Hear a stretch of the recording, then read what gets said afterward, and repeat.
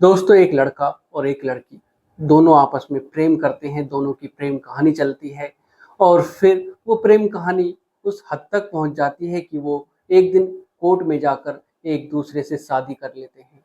और फिर शादी करने के बाद वो एक दूसरे के साथ सपने देखते हैं, सोचते हैं कि हम दोनों कहाँ घूमने जाएंगे, हनीमून पर कहाँ जाएंगे और टूर पर कहाँ जाएंगे।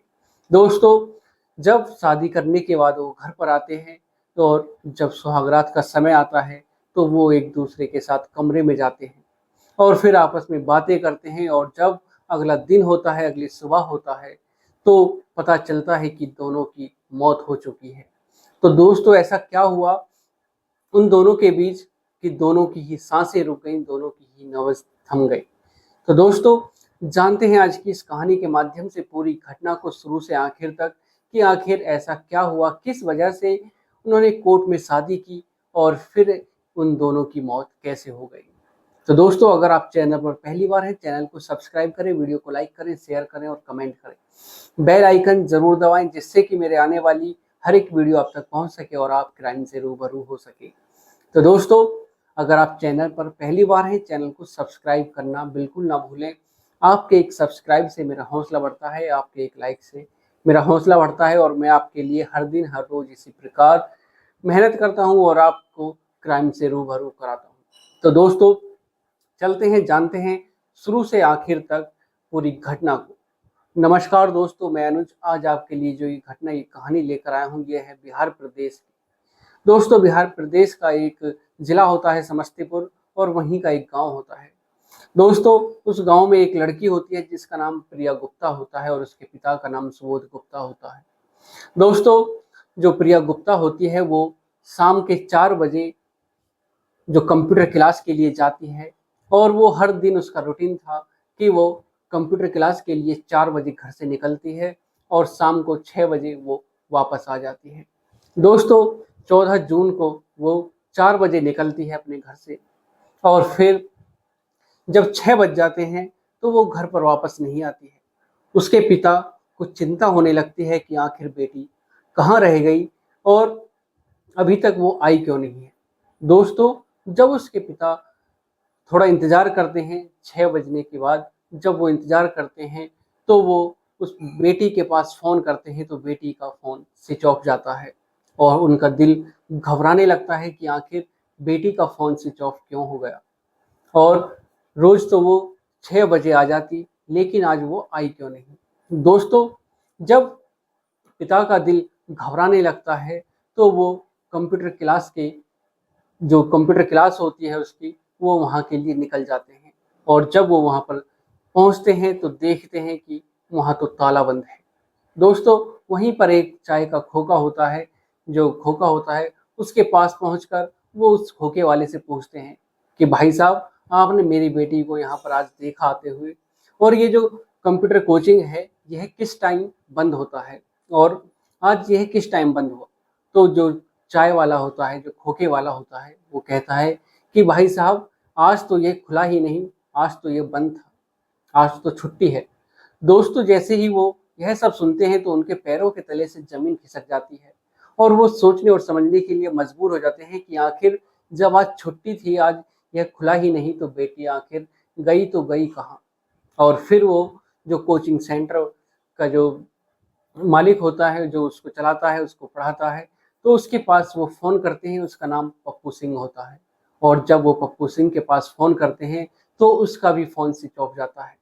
दोस्तों, उसके पिता का दिल घबराने लगता है और वो सोचने और समझने के लिए मजबूर हो जाते हैं कि आखिर अब करूं तो करूं क्या। दोस्तों, वो एक दो से और पूछते हैं और फिर वो इंतजार करने के बाद जब वो इंतजार करते हैं लेकिन बेटी का फ़ोन ऑन नहीं होता है तो फिर वो पुलिस स्टेशन पहुंच जाते हैं और वहां पर पहुंचकर पूरी कहानी को बताते हैं कि साहब, मेरी बेटी रोज़ कंप्यूटर क्लास के लिए घर से निकलती है और शाम को 6 बजे वो वापस आ जाती है, लेकिन आज वो वापस नहीं आई। और जब मैं कोचिंग सेंटर पर गया, जो कंप्यूटर क्लास, जो कंप्यूटर सेंटर है, वहाँ पर गया, तो वहाँ पर पहुँचने के बाद पता चला कि आज तो ये खुला ही नहीं, ये तो बंद है, आज छुट्टी है। और फिर वो जो पुलिस इंचार्ज होते हैं, जो स्टेशन इंचार्ज होते हैं, थानेदार साहब होते हैं, वो प्रिया गुप्ता का फ़ोन नंबर लेते हैं और उसकी कॉल डिटेल को निकालते हैं।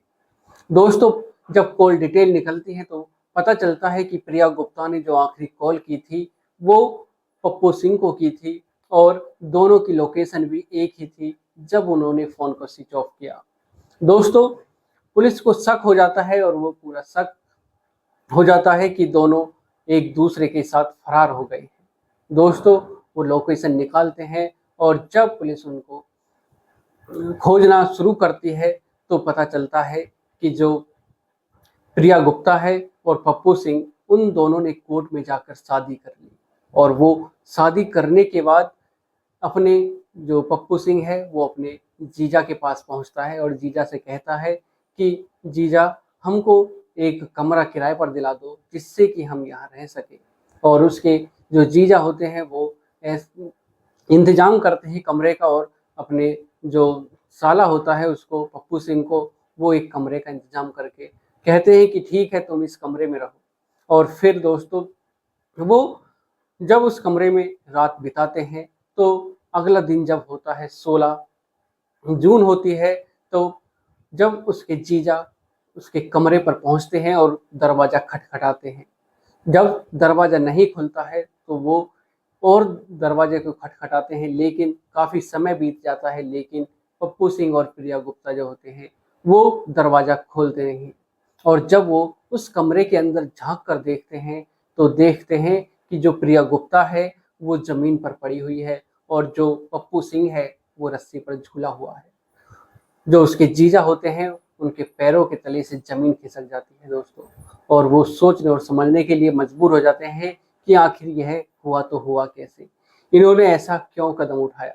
दोस्तों, जब पुलिस जांच पड़ताल करती है, उसके जीजा और उसकी बहन को गिरफ्तार करती है, उठा लेती है और उसकी जो बॉडी होती है दोनों की, उनको पोस्टमार्टम के लिए भेज दिया जाता है।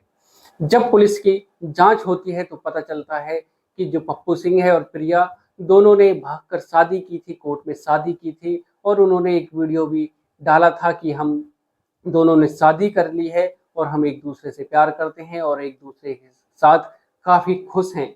और जब वो शादी कर लेते हैं तो उनके जो घर वाले होते हैं, वो पप्पू सिंह के घर वाले होते हैं, वो शादी को एक्सेप्ट नहीं करते हैं और उसको भगा देते हैं। और फिर वो अपने जीजा के पास जाता है और जब वो अपने जीजा के पास पहुंचता है, उससे कमरा के लिए कहता है। उसके जीजा एक कमरा किराए के लिए जो होता है उसकी उसको दे देते हैं, कमरा दे देते हैं उसको। और फिर जो पप्पू सिंह होता है वो टेंशन में आ जाता है कि जो घर वाले हैं उन्होंने हमको घर से बाहर कर दिया है, अब हम कहाँ जाएं, कैसे करें, हमारे पास तो खर्चे के लिए पैसे भी नहीं है। जो पप्पू सिंह था वो अपने जीजा के पास गया था कि हम यहाँ पर कमरे पर किराए पर रहेंगे और यहीं पर गुजारा करके अपना जीवन यापन कर लेंगे। और जब वो एक दूसरे के साथ अपने कमरे में जाते हैं तो दोनों में बातें होती हैं और फिर वो एक दूसरे से क्या कहते हैं, क्या होता है, कुछ पता नहीं चलता।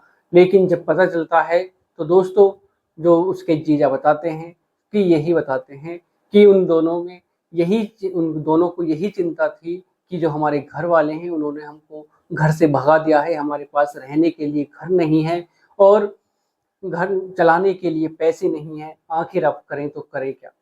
और फिर वो जो प्रिया गुप्ता होती है, इसी चिंता में वो जहरीली चीज खा लेती है और जब पप्पू सिंह प्रिया गुप्ता को जमीन पर पड़े हुए देखता है तो वो भी झूल रस्सी पर झूल जाता है और अपनी सांसें थाम देता है। तो दोस्तों, पप्पू सिंह और प्रिया गुप्ता ने एक दूसरे से शादी की। पप्पू सिंह एक कंप्यूटर सेंटर चलाने वाला था और उसके पास नॉलेज भी थी। हो सकता है अगर वो धैर्य से काम लेते दोनों, तो कुछ समय बाद उनके घर वाले भी उनको एक्सेप्ट कर लेते और जो पप्पू सिंह है वो अपना कुछ इधर उधर से काम करके, कुछ ना कुछ काम करके, पढ़ा लिखा होने के बावजूद उसने ऐसा कदम उठाया और वो भी इसलिए कि वो घर से निकल गया है और उसके पास पैसे नहीं है। हो सकता था दोस्तों कि पप्पू सिंह कुछ मेहनत करता और कंप्यूटर सेंटर पे कहीं शिक्षा देता और अपना घर अच्छे से चला लेता, लेकिन उन्होंने इसी जल्दबाजी में ऐसा कदम उठा लिया और दोनों ने अपनी ज़िंदगी को ख़त्म कर दिया। तो दोस्तों, आज की जो एक कहानी है, इसको सुनाने का उद्देश्य किसी को परेशान करना नहीं, किसी का दिल दुखाना नहीं, बल्कि आपको जागरूक करना है, सचेत करना है, सावधान करना है। सतर्क रहें, सावधान रहें, सुरक्षित रहें और किसी भी निर्णय को लेने से पहले एक बार ज़रूर सोच लें, आराम से सोचें, शांत मन से सोचें कि जो हम करने जा रहे हैं, क्या सही करने जा रहे हैं। तो दोस्तों, मिलते हैं एक और घटना के साथ। आज के लिए सिर्फ इतना ही। नमस्कार, जय श्री श्याम। दोस्तों, अगर चैनल पर पहली बार हैं, चैनल को सब्सक्राइब करें, वीडियो को लाइक करें, शेयर करें और कमेंट करें। बेल आइकन ज़रूर दबाएं, जिससे कि मेरे आने वाली हर एक वीडियो आप तक पहुंच सके और आप क्राइम से रूबरू हो सकें। तो दोस्तों, आज के लिए सिर्फ इतना ही। नमस्कार, जय श्री श्याम।